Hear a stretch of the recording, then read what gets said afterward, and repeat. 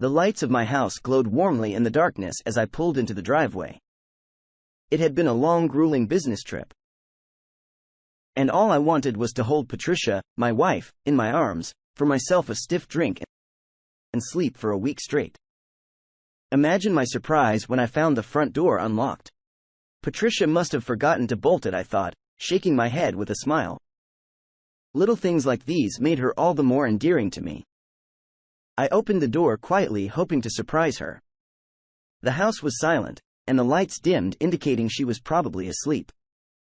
I walked to our bedroom, my heart filled with warmth and love, but as I pushed the door open, that warmth turned into a bitter cold. My Patricia was in bed with Ethan. My best friend, Ethan. The sight of them together was like a punch to the gut. My mind swirled, unable to comprehend the scene before me.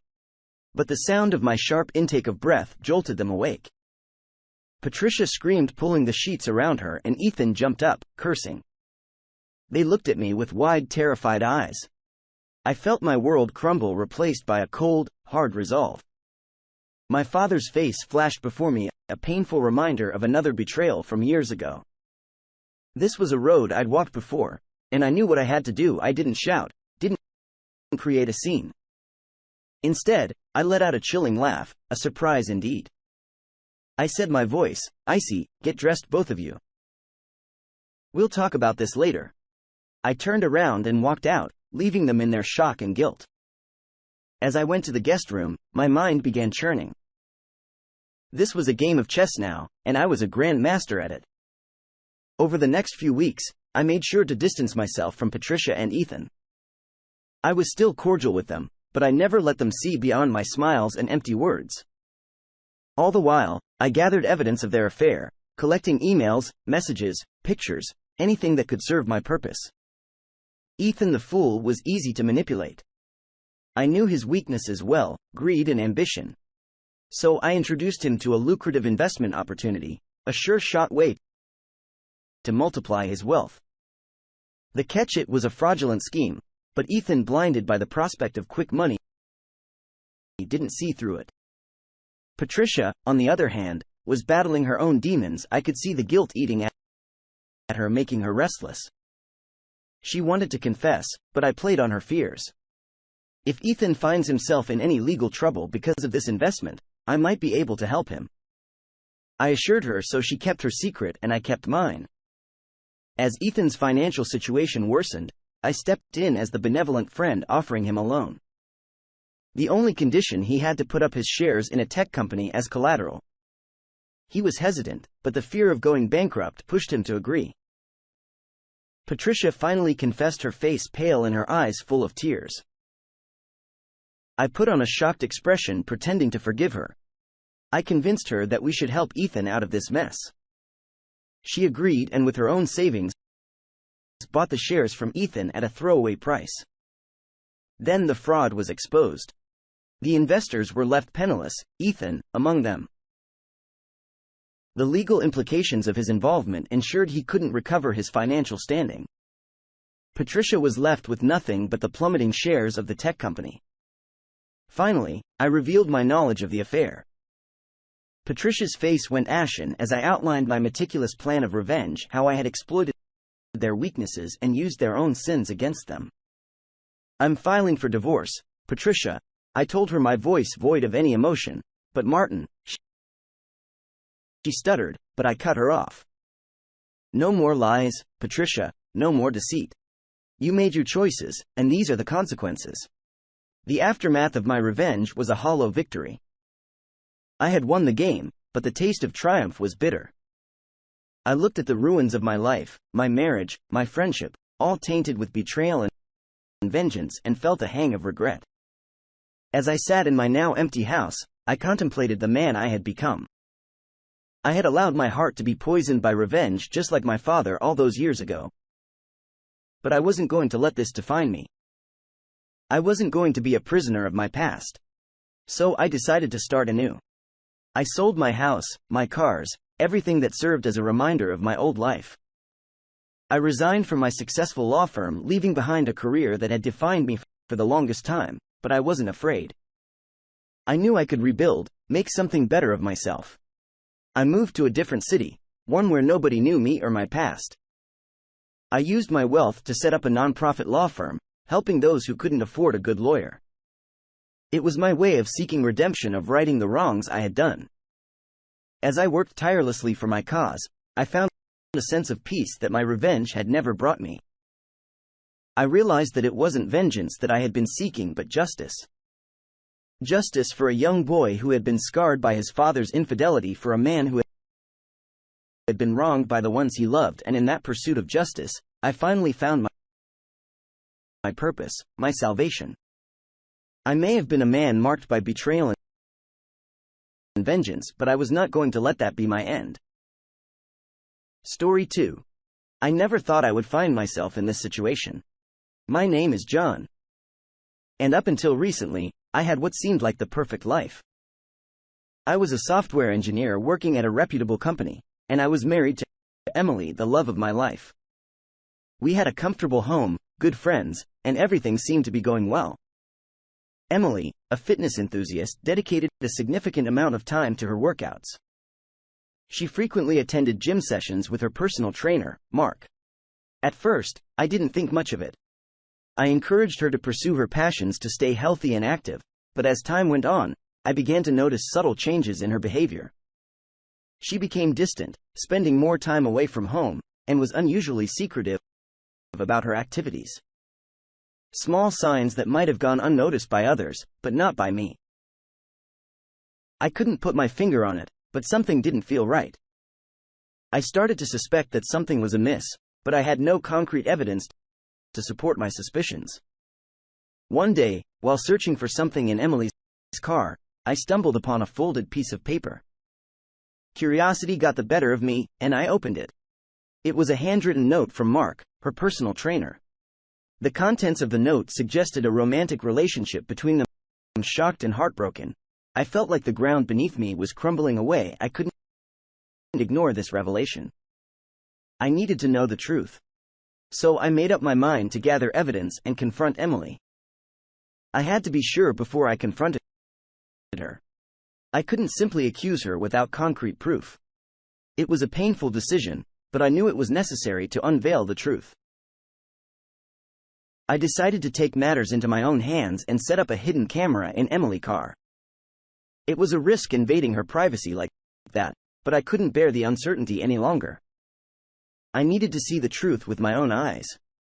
Late at night, while Emily was asleep, I carefully installed the hidden camera in her car. It was discreetly positioned, ensuring that it wouldn't be easily detected. With a mix of anticipation and dread, I activated the camera and began the painstaking wait for the evidence I desperately sought.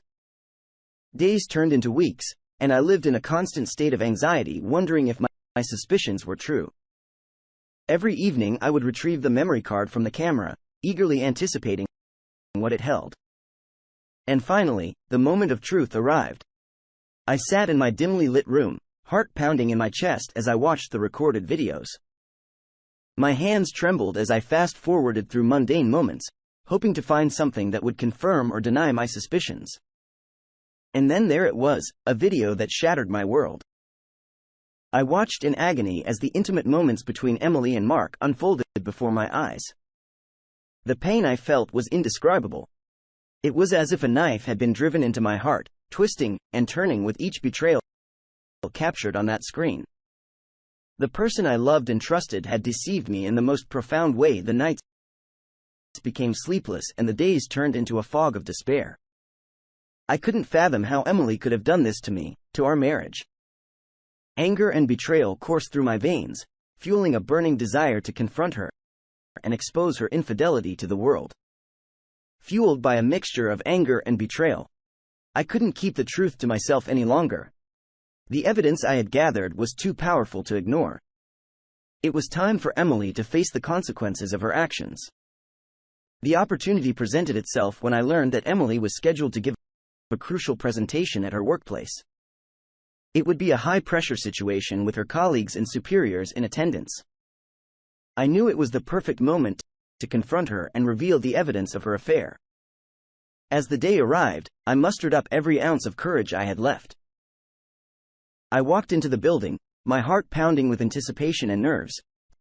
The presentation had already begun when I discreetly made my way to the back of the room, ensuring I had a clear view of Emily. She stood confidently at the front, her voice steady as she delivered her carefully prepared speech. But her facade of innocence was about to crumble. With sweaty palms and a voice trembling with emotion, I approached the front of the room holding the evidence in my hands. As I stood beside Emily, the room fell silent and all eyes turned towards us. "Emily," I said, my voice quivering with a mix of pain and anger. "I have something to show you all." I revealed the hidden camera footage displaying the closeness between Emily and Mark for everyone to see. Gasps of disbelief echoed through the room as her colleagues stared at the screen, their jaws dropping in shock. Emily's face turned pale, her eyes wide with a mixture of fear and guilt. She stuttered, attempting to form words that could somehow justify her actions. But it was too late. The room erupted in a chaotic mixture of whispers, gasps, and murmurs. Emily's carefully constructed facade had shattered, and the truth about her infidelity was laid bare. Her professional reputation and personal integrity were forever tarnished. As I walked out of the room, a whirlwind of emotions consumed me. I felt a strange combination of relief and heartache. The pain of the betrayal was still fresh, but the burden of carrying that secret had been lifted. The truth was out, and Emily could no longer hide from the consequences of her choices. In the aftermath of the confrontation, I made a decision that would further unravel the lives of those involved. I sought out Mark's wife, Lisa, driven by a need for solace and justice. She deserved to know the truth, just as I did. Lisa was a woman who had been betrayed by her own husband, deceived by the same web of lies that had entangled me. It was a painful conversation filled with tears and shared anguish. I revealed the truth about Mark and Emily's affair, laying bare the painful reality that had been kept hidden from her. The revelation shook Lisa's world to its core. The foundations of trust and love that she had built her life upon had crumbled beneath her feet. She faced the difficult task of deciding how to move forward, whether to salvage her marriage or to part ways with a man who had shattered her heart. The fallout from the affair extended beyond Mark and Emily's personal lives. It rippled through their families, their friends, and their professional networks. The betrayal had caused a wave of upheaval, exposing cracks in relationships that had once seemed unbreakable. As for me, I had made up my mind.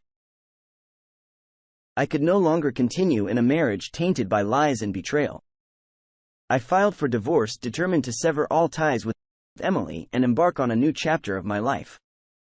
The divorce proceedings became a battleground where emotions ran high and every decision felt like a personal attack. The division of assets became a source of contention as we fought tooth and nail to protect what we believed was rightfully ours. The once seemingly happy couple was now locked in a bitter legal battle, each side trying to claim victory in their own way. But amidst the chaos and animosity, there were moments of clarity. I realized that fighting over material possessions would only prolong the pain and delay the healing process. I had to shift my focus towards my own well-being and rebuilding my life from the ground up. With the support of my friends and family who stood by my side unwaveringly, I started to rebuild my shattered sense of self. They became my pillars of strength, offering a listening ear, words of encouragement, and a reminder that I was not alone in this journey. Therapy became a vital part of my healing process.